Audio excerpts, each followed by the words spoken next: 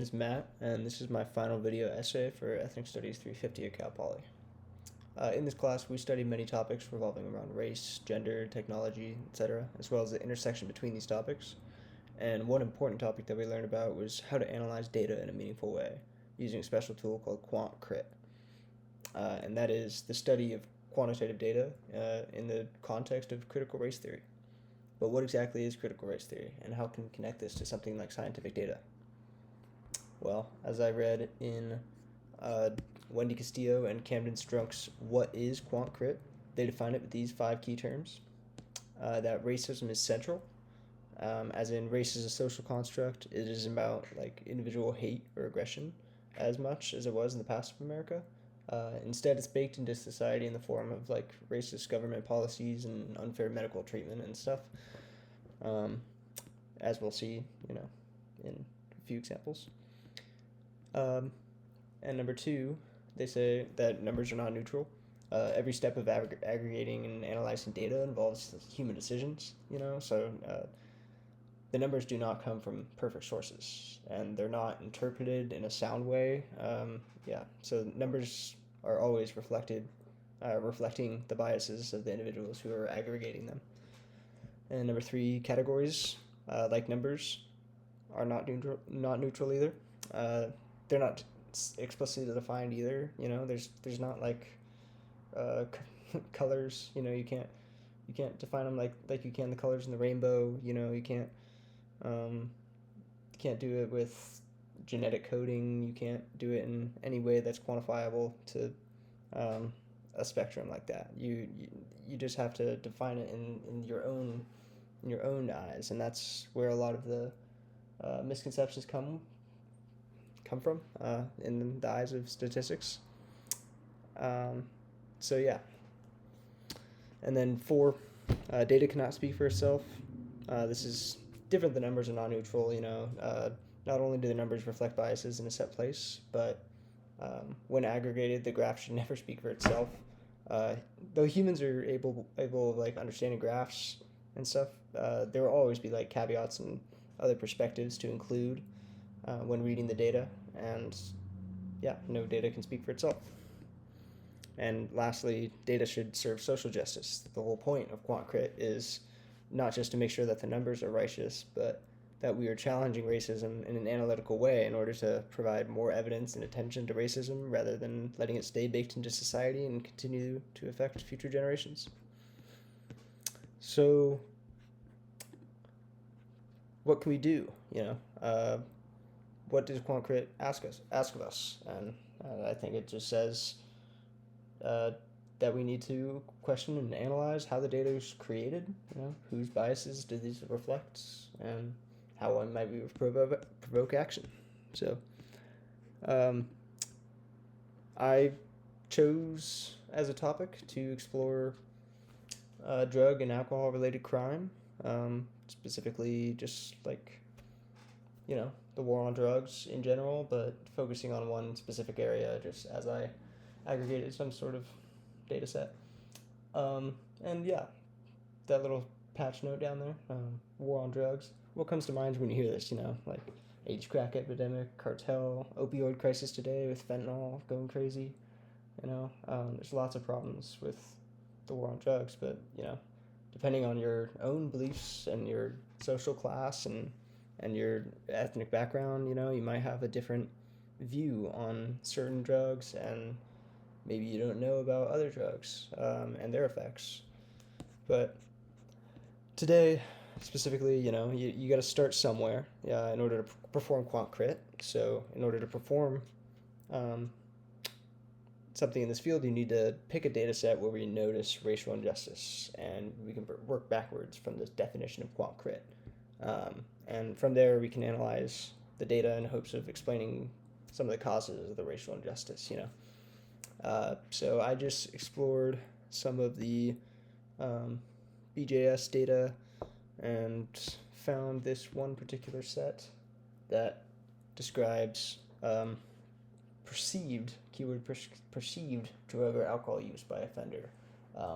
And this is just exploring, drug-related crimes and in specific races. But but not very specific as we see, you know. So we can already, from face value, start to do a little bit of analysis here and see what we're gonna kind of decide.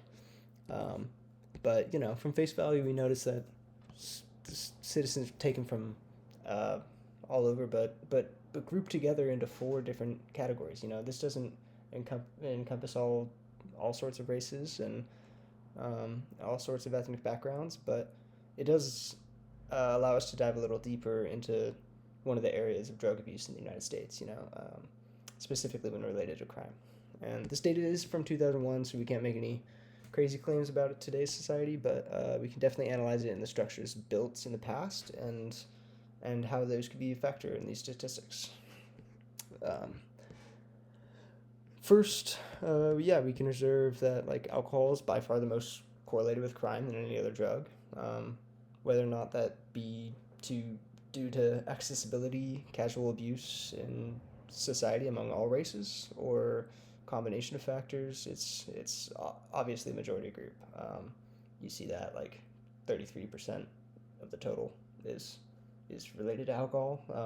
49% is neither. You know, there are other crimes that they're not committed while drunk, but you know, a third of all crimes happening drunk is wild to me. It's obviously an indicator of that this needs to be regulated in some way. Beyond that, we definitely see a bigger proportion when it comes to Native Americans, when it says 48% of their crimes are alcohol related. And, you know, maybe that is a lot more innocent than it seems. That maybe means that they're committing less, you know, heinous crimes, murderous crimes, and things like that. And it's only related to purchasing and carrying and driving with alcohol, things like that. So yeah, let's QuantCrit this. First, racism is central. So we can see from the source of the data, it's called American Indians and Crime, suggesting that it's kind of racist. And we can't necessarily blame Native Americans for this alcohol abuse, because oftentimes we see lots of liquor stores and things nearby reservations, especially dry reservations, you know, but and this tempts Native Americans to go buy liquor. When they go to the grocery store or just go out in the town, they see these, and it's just a temptation. It's like forbidden fruit in Garden of Eden, you know. They don't see this and just drive past it and think nothing, you know. They don't have alcohol on their reservation, so of course they're going to try it, but then they can't bring it back to the reservation, so yeah, they might drink it and then drive. That's horrible. And then they'll get pulled over and get an alcohol-related crime due to that. Anyway, moving on. Numbers are not neutral. We see perceived drug or alcohol use by offender. Perceived, keyword. Yeah, like maybe the input data is totally wrong. Like cops could have some sort of bias against certain individuals, and this data aggregated over many police officers in many countries, or is it just one police officer in one country? We have no idea. It's hard to say how accurate the data is, you know. Yeah. Again, categories, not neutral either. Alcohol, drugs, both. That's very, very vague. Drugs is a much more broad category, and alcohol, frankly, shouldn't be separate. It's labeled as separate just because of how casual it's treated in the United States, which is probably one of the problems. You know, it's one of the institutions set in a place that are not helping us. And yeah, so one more reason to take into consideration, you know. And also, yeah, back to these categories, putting them into 4 races. That's just not. It's not good enough. It overrepresents certain groups and underrepresents others. You know, we can't totally count on these categories in order to represent everybody. And another one, data cannot speak for itself. You know, obviously there's background knowledge on the website when I was exploring this, but this table alone does not speak for itself. Like, it does provide data, and it allows us to head towards some sort of justice, but it does not totally say what it's trying to say. It's, when it's indicating that Native Americans are far more likely to commit alcohol-related crimes than the rest of America. And lastly, data should serve social justice. Yeah, this data is doing that. You know, obviously it provoked me to do this, but was that its intention? It feels like the opposite when I was looking at it, and like, yeah, just the name of the article itself and the fact that it was back in 2001 suggests different sort of motivations, but I think that my QuantCrit analysis is sufficient to say that was in this pursuit of social justice. You know, being able to identify these topics and being able to move on and create some sort of mindset out of this, that to me sounds like social justice. And yeah, so thank you. Overall, we learned that there are many other factors which can contribute to some of the racial injustices that we notice within data sets, and it's our job to unpack them in the pursuit of justice. So yeah, thanks.